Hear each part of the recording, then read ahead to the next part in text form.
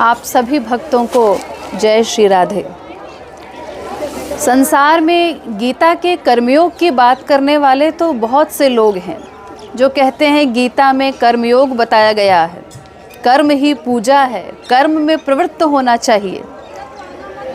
लेकिन वो कर्मयोग का वास्तविक मर्म नहीं समझते। कर्मयोग का अर्थ केवल कर्म में प्रवृत्त होना नहीं है। कर्म तो हर नास्तिक व्यक्ति भी संसार में कर रहा है, लेकिन इससे उसको लक्ष्य प्राप्त नहीं हो सकता। कर्मयोग का अर्थ है, इसमें योग शब्द महत्वपूर्ण है।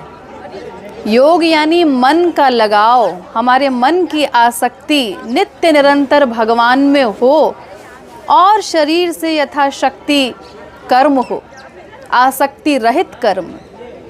योग का अर्थ बताया गया, संयोगो योग इत्युक्तो जीवात्म परमात्मनो।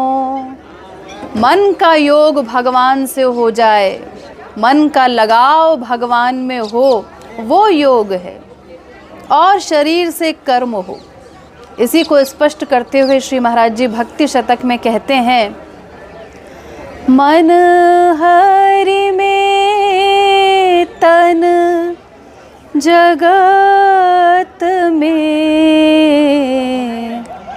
कर्म योग ते ही जान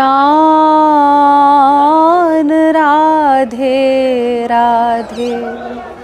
लेकिन तन हरि में मन जगत में, यह महान अज्ञान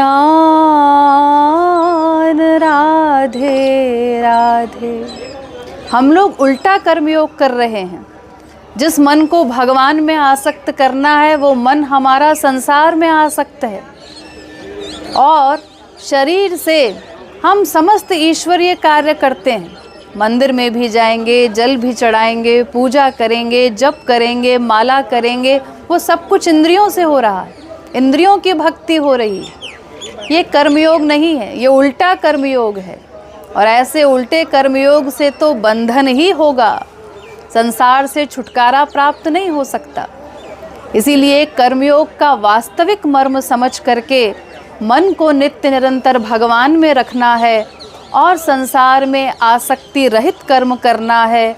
इसी से परम कल्याण होगा। यही वास्तविक कर्मयोग है।